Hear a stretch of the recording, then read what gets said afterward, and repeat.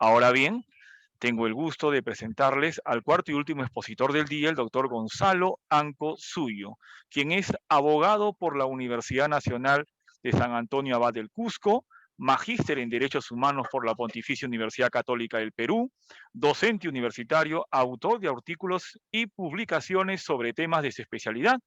Ha trabajado en instituciones públicas vinculadas a la defensa jurídica del Estado y la defensa de los derechos humanos, como la Defensoría del Pueblo, la Procuraduría Pública Especializada Supranacional y el Tribunal Constitucional. Actualmente se desempeña como especialista procesal en la Dirección de Aplicación Jurídico-Procesal de la Procuraduría General del Estado. Estimado doctor Anco, muy buenas tardes, bienvenido, le escuchamos atentamente. Muchas gracias por la presentación. Doctores, doctoras, tengan muy buenas tardes. A continuación hablaremos sobre un tema bastante importante, ¿no? Estimado doctor Anco, disculpe la interrupción. ¿Podría elevar un poquito su audio, por favor?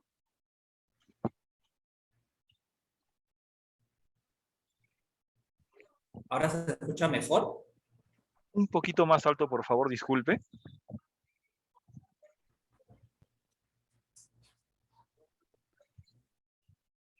Doctor Anco. ¿Ahora se escucha mejor? Perfecto, doctor. Ahora veamos las diapositivas, por favor, si es que todo está en orden. Perfecto. Muchas gracias, Jesús, nuevamente.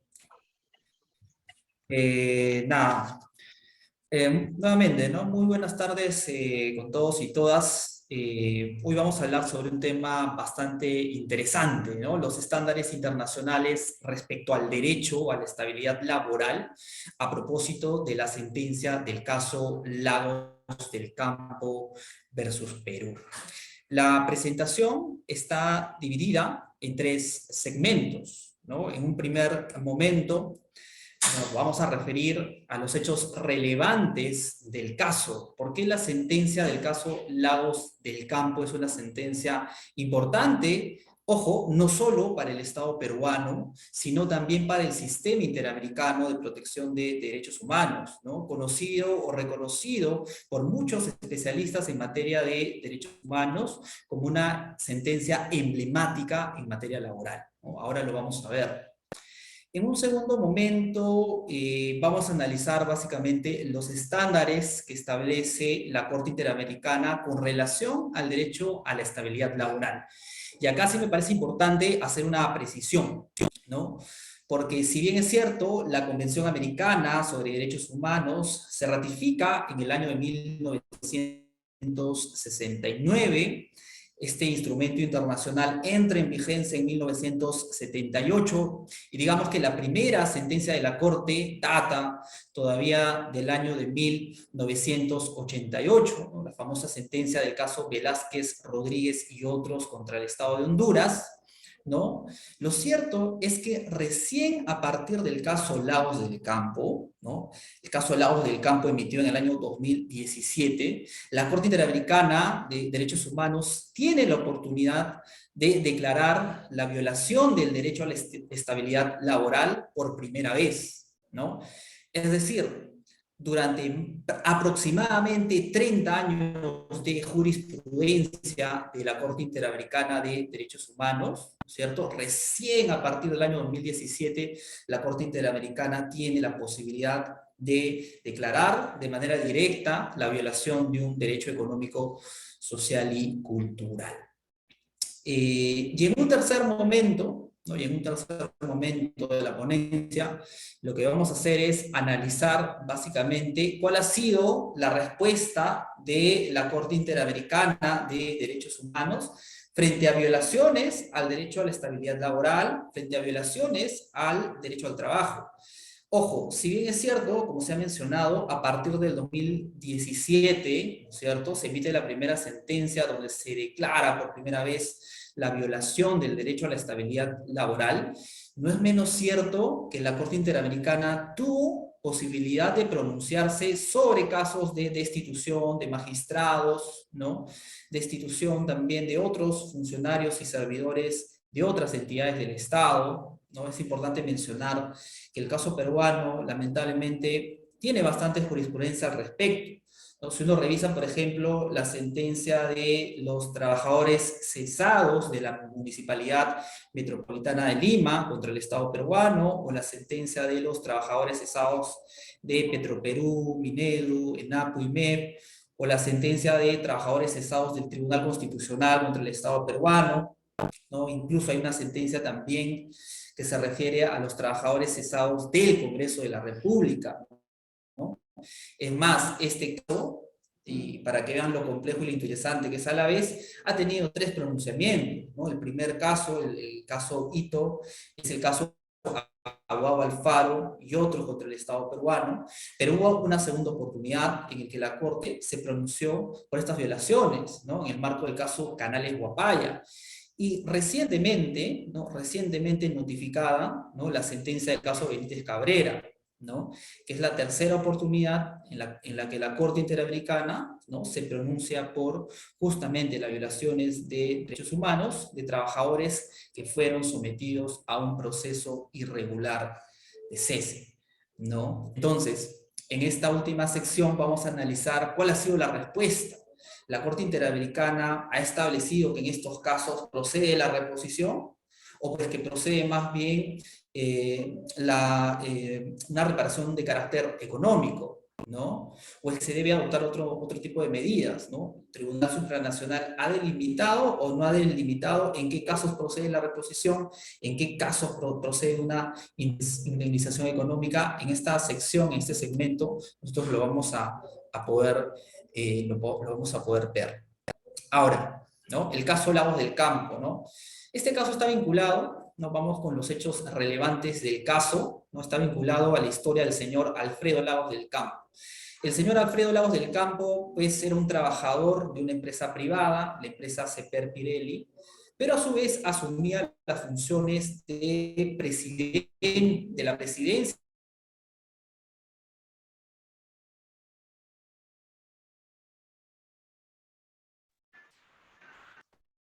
Estimado doctor Gonzalo. Sí. Sí, su audio, por favor. Sí, ¿me escuchan? ¿Me escuchan ahora? Sí, muy bien, doctor. Adelante. Parece que hay ahí problemas, más allá de los problemas técnicos, igual vamos a intentar sacar adelante. Perfecto, Entonces, doctor. entonces, como les iba comentando, ¿no? El señor Lagos del Campo ejercía una función principal dentro de lo que era la comunidad industrial, ¿no? El señor Lagos del Campo era el presidente del comité electoral de la comunidad industrial de Seper Pirelli, ¿no? Entonces, al señor lo entrevistan, ¿no? Y la entrevista sale publicada en la revista La Razón en el año de 1989. Y esa en atención, ¿no es cierto?, a estas declaraciones que la empresa Seper Pirelli toma la decisión de despedirlo, ¿no? Y es por eso que el señor acude al sistema interamericano. Pero vamos a detenernos un poco en el contenido de la declaración, ¿no? ¿Qué es lo que dijo el señor Lagos del Campo? Cuando al señor se le pregunta si estuvo de acuerdo con la convocatoria a elecciones, ¿no? El señor Lagos del Campo responde: no estuve de acuerdo porque el directorio de la empresa ha utilizado y utiliza el chantaje y la coerción, ¿no? Ojo con estos términos, porque son finalmente los términos que terminan incomodando a la empresa y por tanto terminan despidiendo al trabajador, ¿no? Utiliza el chantaje y la coerción sobre los comuneros, llegando a presionar a un grupo determinado de trabajadores para que participen en las elecciones bajo la amenaza de despido, ¿no? Al día siguiente de publicada esta edición de la revista La Razón, la empresa Seper Pirelli, ¿cierto?, le notifica una carta indicándole al señor que estas declaraciones constituyen grave faltamiento en palabra, ¿no? Y que incluso podrían configurar el delito de injuria, ¿no? El señor Lagos del Campo posteriormente presenta una carta dirigida a la empresa en la cual busca rebatir de algún otro modo estos cuestionamientos. No obstante, ¿no?, ya en una segunda comunicación, lo que hace la empresa Seper Pirelli es finalmente, ¿no?, comunicar el despido del trabajador por haber incurrido, según el concepto de esta empresa, en una falta grave, ¿no? Frente a esta decisión, lo que hace el señor Alfredo Lagos del Campo es acudir, ¿no?, por la vía judicial, presenta una demanda laboral, paralelamente presenta una demanda de amparo, ¿no?, pero lamentablemente no obtiene un resultado favorable, ¿no? Después de agotar la vía interna, lo que hace el señor Lagos del Campo es acudir al Sistema Interamericano de Protección de Derechos Humanos, y cuando el caso llega finalmente a conocimiento de la Corte Interamericana de Derechos Humanos, la Corte declara la responsabilidad internacional del Estado porque considera que el despido del que fue víctima el señor Lagos del Campo violaba su derecho, ¿no?, al trabajo, violaba también su derecho a la libertad de asociación en conexión con el derecho a la libertad sindical, ¿no? Y en cuanto a este último extremo, ¿no?, y que me parece que es muy importante, digamos, detenernos, hubo un debate interesante a nivel del litigio ante la Corte Interamericana, ¿no? Porque el argumento del Estado era básicamente que el Estado no podía ser declarado responsable de manera internacional por la violación a la libertad sindical del señor Lagos del Campo, porque, ojo, el señor Lagos del Campo no formaba parte de un sindicato, ¿no? Libertad sindical, sindicato. El señor Lagos del Campo formaba parte más bien de una comunidad industrial, ¿no? La otra vez estaba preguntando a algunos de mis alumnos en las clases de la UTP si alguna vez habían escuchado de la figura de la comunidad industrial, ¿no? He estado haciendo una suerte de tanteo y muchos no saben que durante más o menos los años de 1969-70, ¿no?, se creó esta figura y ahorita vamos a ver de qué trataba, ¿no? Y el Estado sostenía, ¿no?, el Estado decía, bueno, ¿no?, el derecho a la libertad sindical pues no comprende, ¿no?, a los líderes o representantes de comunidades industriales, porque claro, un sindicato es una organización que tiene como finalidad justamente defender los intereses y derechos de los trabajadores, ¿no? Pero una comunidad industrial, ¿no es cierto?, era una organización que estaba destinada más bien a posibilitar la participación de los trabajadores en el patrimonio y las utilidades de la empresa, ¿no? Era una lógica y una figura distinta, ¿no? Una lógica, esto, digamos, si uno revisa un poco de historia, en el año 1970 se crea, ¿no?, la figura de la comunidad industrial, posteriormente con el gobierno de Velázquez Bermúdez, digamos que se limita un poco esta figura, pero existía en su momento, ¿no? Entonces, cuando la Corte escucha los argumentos del Estado, la Corte llega a un razonamiento interesante y dice, ¿no?, la estabilidad laboral, digamos, o la protección que reconoce el derecho a la libertad de asociación en el contexto laboral, ¿no?, y digamos que la protección propia del derecho a la libertad sindical se extiende a organizaciones que aun cuando no tengan la naturaleza de sindicato, persiguen el mismo fin de representación de los intereses de trabajadores, ¿no? Por tanto, la Corte Interamericana no hace caso del argumento del Estado y declara la responsabilidad internacional del Estado peruano por la afectación, ¿no?, de estos derechos, en perjuicio del señor Lagos del Campo. Esta sentencia, mencionábamos al inicio, es una sentencia importantísima en materia laboral, porque hasta antes del año 2017, ¿no es cierto?, yo les mencioné, en el 78, ¿no es cierto?, entra en vigencia la convención, en el 88 se emite la primera sentencia, de ahí en adelante, ¿cierto?, la única forma en la que la Corte Interamericana podía declarar violaciones de derechos económicos, sociales y culturales era a través del Protocolo de San Salvador, ¿no?, que era básicamente lo que se requería, ¿no? Un Estado no solamente tenía que haber ratificado la Convención Americana, sino también el Protocolo de San Salvador. Y el Protocolo de San Salvador, ¿no es cierto?, le permitía a la Corte conocer violaciones solamente de dos derechos económicos, sociales y culturales, ¿no?, el derecho a la educación y el derecho a la libertad sindical, ¿no? Eran los únicos derechos, ¿no? No había posibilidad de que la Corte pueda declarar responsabilidad internacional respecto de otro tipo de derechos económicos, sociales y culturales. La importancia de la sentencia del caso Lagos de esta sentencia, la Corte Interamericana abre la puerta para que otros derechos económicos, sociales y culturales puedan ser analizados por el Tribunal Supranacional, en efecto, declarar responsabilidad internacional y ordenar medidas de reparación para, de algún u otro modo, llegar a la situación anterior en la que se encontraba la víctima, ¿no? Entonces, digamos que el caso de Lagos del Campo es un caso que marca un hito en materia laboral, y a partir de este caso, por ejemplo, se han dado supuestos interesantísimos, ¿no? Yo les comentaba el famoso caso de trabajadores cesados del Congreso, ¿no? En un primer momento, ¿cierto? La Corte, antes de la emisión de esta sentencia, emite la sentencia del caso Aguado al Foro y otros. Entonces, cuando analiza los ceses, o sea, la Corte entiende, bueno, ¿no? Como Tribunal Supranacional, yo no puedo declarar responsabilidad internacional por violación al derecho al trabajo, estabilidad laboral. Entonces, la fórmula que identificó la Corte era hacer un análisis a través de la violación a los artículos 8 y 25, ¿no? Que reconocen el derecho a las garantías procesales y protección judicial, ¿no? Y en la práctica la Corte terminaba declarando violaciones por estos derechos, pero no había un análisis de fondo, no había un análisis profundo con relación, ¿no?, a si hubo o una afectación en cuanto al derecho al trabajo.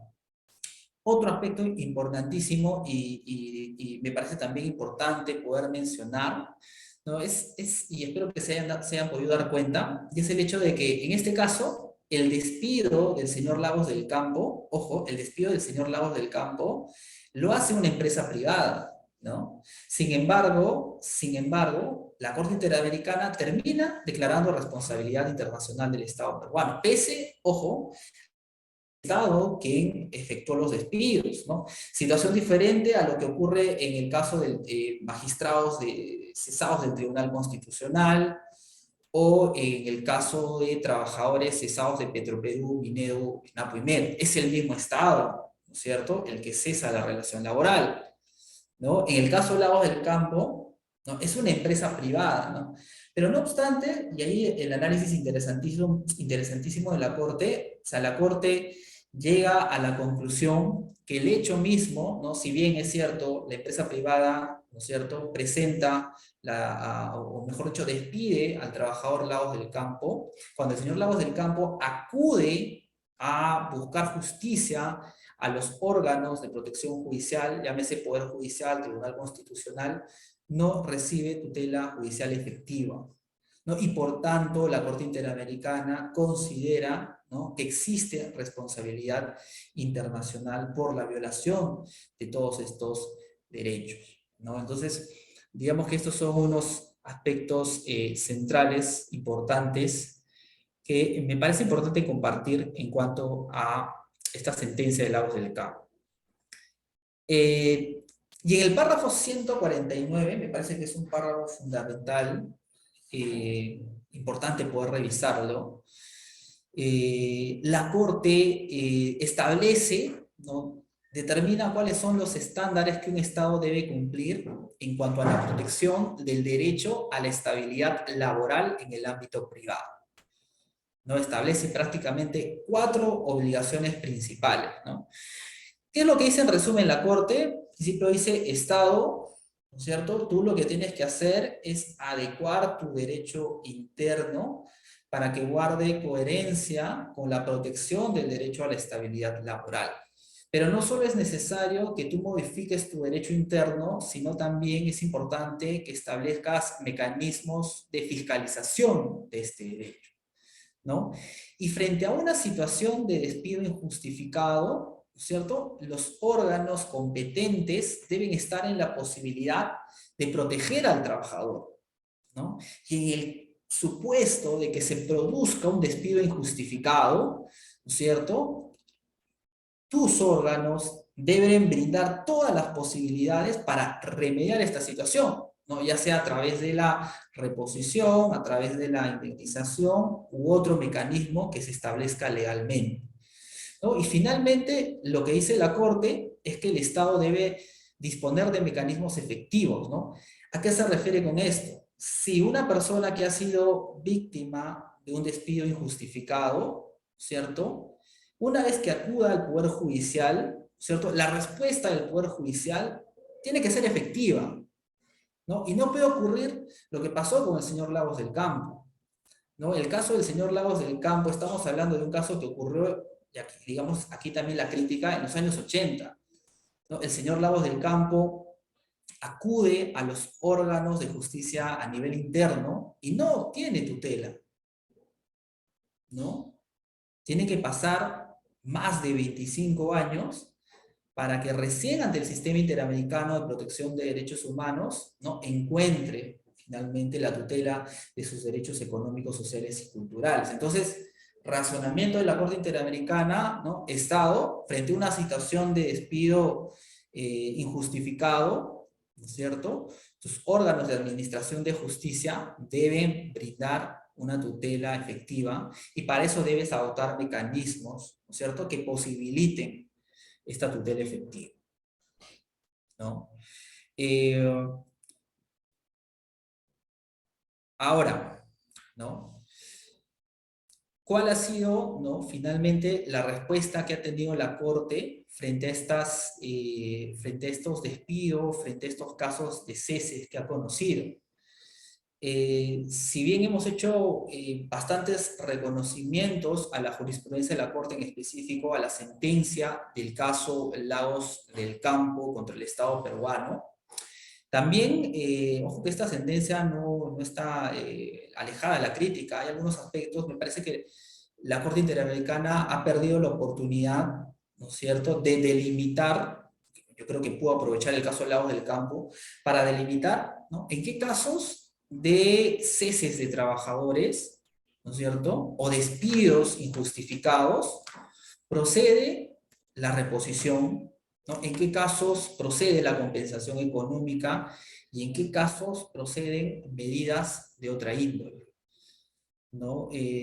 Digamos que a manera de crítica, y no solo para el caso de Lagos del Campo, sino en general a la jurisprudencia de la Corte Interamericana en materia laboral, no ha habido una posición uniforme en cuanto a qué es lo que procede frente a una situación de despido injustificado, frente a una situación de cese irregular, ¿no? Y vamos a compartir un poco de la jurisprudencia. Yo he compartido esta clasificación que hace el profesor especialista en materia de derecho laboral, el profesor Miguel Canés, ¿no?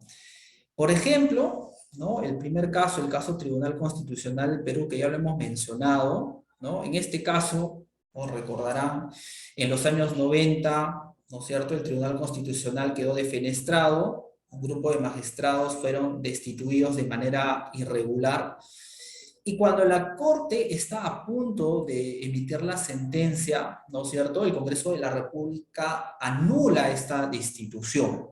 Entonces, cuando la Corte publica la sentencia, ¿no?, no se establece como medida de reparación la reposición, sino una compensación económica. Algo similar ocurre en el caso Acevedo, Jaramillo y otros contra el Estado peruano, ¿no? La Corte Interamericana declara responsabilidad internacional del Estado peruano, no ordena específicamente una reposición, sino lo que ordena es que, digamos, el caso es interesantísimo porque, a diferencia del caso de Lagos del Campo, donde el Poder Judicial no le da la razón al señor Lagos del Campo, en el caso de Acevedo Jaramillo, el Poder Judicial sí le da la razón a los trabajadores que fueron cesados de manera irregular. No, sí le da la razón. La diferencia es que estas sentencias internas nunca se terminaron por ejecutar, y por eso es que se acude a la Corte Interamericana, ¿no? Entonces, cuando la Corte ordena una medida de reparación, no ordena la reposición, sino lo que ordena es que estas sentencias internas se ejecuten, ¿no? Obviamente dentro de estos procesos internos se contempló la figura de la reposición, y en caso esta no fuera posible, ¿no?, que se cumpla con pagar una compensación económica. El caso Quintana Coelho contra el Estado de Ecuador, Este es un caso interesantísimo que está vinculado a la destitución de 19 trabajadores del órgano de mayor jerarquía dentro del Estado ecuatoriano, de la Corte Suprema de Justicia del Estado del Ecuador, ¿no? Cuando la Corte analiza el caso y está a punto de emitir sentencia, ¿no? Advierte que había una modificación estructural en la Corte Suprema de Justicia del Estado ecuatoriano, ¿no? Y por tanto no ordena como medida de reparación la reposición, sino una compensación económica. Han habido casos en los cuales la Corte, ojo, sí ha habido casos en los cuales la Corte Interamericana ha ordenado la reposición, ¿no? Si uno revisa el famoso caso Apitz Barbera y otros contra el Estado de Venezuela, que está vinculado a la destitución irregular de 4 magistrados, ¿no? De un tribunal interno en Venezuela, ¿no es cierto? Va a advertir que la Corte Interamericana ordena como medida de reparación la reincorporación de los magistrados a cargos similares a los que ocupaban cuando fueron destituidos, ¿no? Caso Apis Barbera, me parece que hay un detalle interesante que es importante mencionar.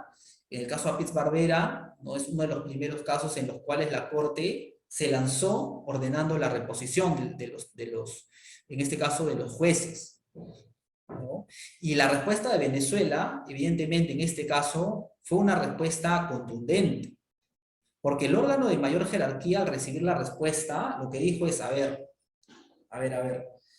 en el marco de las competencias que tiene el Estado de Venezuela, ha destituido, ¿cierto?, en el marco de un proceso, a 4 magistrados del Poder Judicial, ¿no? Y un tribunal extranjero me viene a decir que yo tengo que reponerlos, ¿no? Entonces, lo que hace el Poder Judicial de Venezuela es emitir una decisión en la que considera que no es posible ejecutar la sentencia de la Corte Interamericana, ¿no?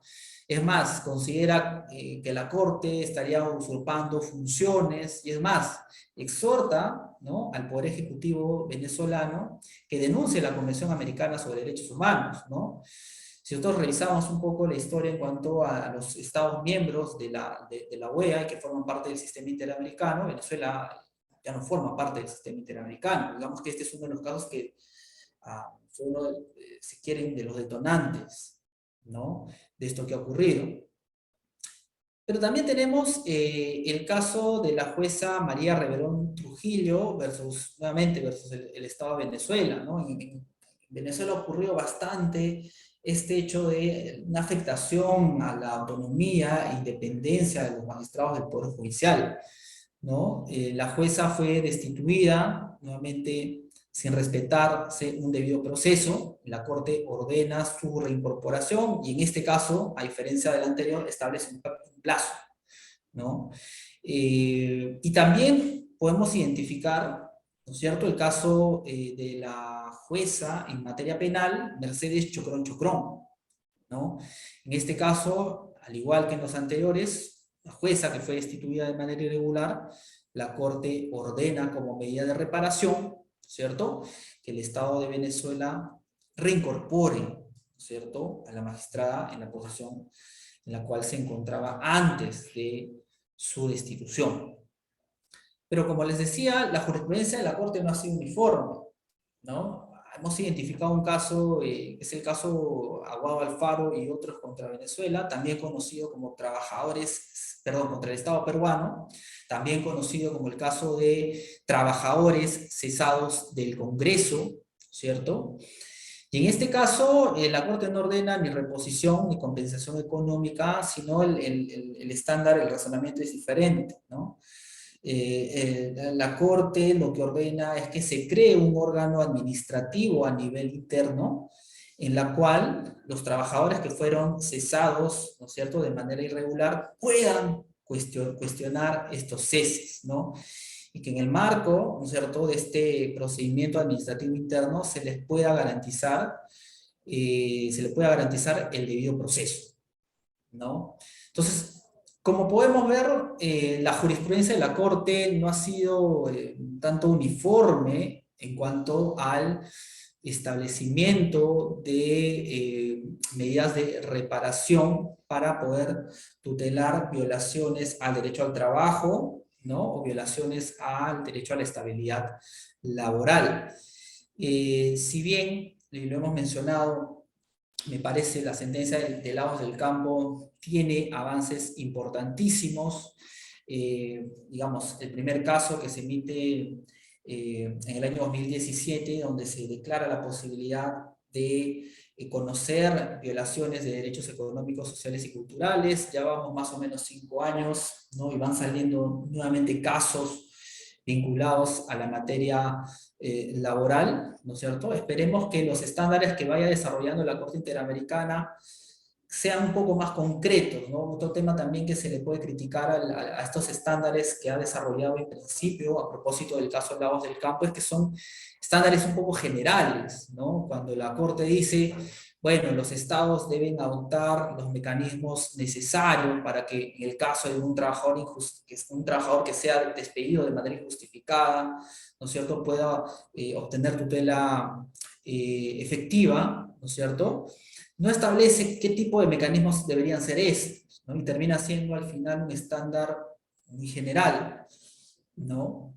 No obstante, y pese a estas cuestiones que se pueden criticar, me parece que la jurisprudencia de la Corte está tomando un camino importante en cuanto al reconocimiento de los derechos económicos, sociales y culturales, ¿no? Y también es importante mencionar que la jurisprudencia de la Corte es vinculante para el Estado peruano, ¿no? Y cuando decimos que es vinculante para el Estado peruano, nos referimos que es vinculante para el Poder Judicial, para el Poder Ejecutivo, para el Poder Legislativo, para los organismos constitucionalmente autónomos, es vinculante para todo funcionario y servidor público. Es importante que todo servidor público conozca la jurisprudencia, y el Tribunal Constitucional ha dicho que no solo la parte resolutiva de la sentencia es vinculante, sino también la fundamentación jurídica, el razonamiento que utiliza la Corte para llegar a esa conclusión. Y en ese sentido consideramos también que la defensa jurídica del Estado debe ejercerse en armonía con los estándares que ha desarrollado el sistema interamericano de protección de derechos humanos. Ha sido un verdadero placer compartir esta tarde con usted. Muchísimas gracias por sus palabras, doctor Gonzalo Anco. Tengo una pregunta, es la siguiente. Considerando el caso Lagos del Campo versus Perú y su relación con los estándares internacionales de estabilidad laboral, ¿cómo se pueden identificar las posibles tensiones entre los principios establecidos por la OIT y las leyes laborales nacionales? Listo, muchas gracias por la pregunta. Yo creo que el caso Lagos del Campo, hay un tema creo que no se ha podido comentar, ¿no? Y es el hecho de que una vez que se abre la posibilidad a que se declaren violaciones del artículo 26, ¿no? Y se abre la posibilidad de que la Corte pueda conocer de derechos económicos, sociales y culturales, ¿no? Lo cierto es que muchos de los estados no han estado muy de acuerdo con esto, ¿no? Y el argumento básicamente que ponían los estados era el hecho de que el artículo 26 no contempla derechos económicos, sociales y culturales, sino más bien un compromiso general, ¿no?, de implementación progresiva de estos derechos. No, no existe una obligación. Entonces, más o menos la idea de los estados es, lo que ha hecho la Corte a través de su sentencia es crear competencia, ¿no? Y en el marco del derecho internacional esto no es posible, ¿no? Digamos, quería aclarar este punto. Y hay un debate incluso respecto de lo que ha ocurrido en Lagos del Campo, ¿no? Lo cierto es que la jurisprudencia de la Corte lo que ha hecho es consolidar, ¿no?, la sentencia de Lagos del Campo. Tanto es así que, como les mencioné, en el caso de Benítez Cabrera, la Corte Interamericana ha vuelto a declarar la violación del derecho a la estabilidad laboral en virtud del artículo 26. Con relación al tema de los otros instrumentos internacionales alejados al sistema interamericano de derechos humanos, no creo que haya una relación de contradicción, ¿no es cierto?, una relación de conflicto. Más bien lo que hace la Corte Interamericana es nutrir su sentencia en virtud de instrumentos internacionales especializados en la materia o incluso en los pronunciamientos de otros organismos internacionales, como en este caso la OIT. Es más, si, por ejemplo se establecen estándares de protección en materia laboral, ¿no es cierto? Y por ejemplo, la sentencia de la Corte o la Convención Americana o el Protocolo de San Salvador establece un estándar 1, pero existe una disposición de la OIT que establece un estándar que es más garantista, que establece una protección mucho más garantista. La propia Convención Americana sobre Derechos Humanos lo dice, ¿no? Se debe preferir aquella disposición que sea más garantista y más favorable para el ser humano. Nuevamente, muchísimas gracias, doctor Gonzalo Anco, por su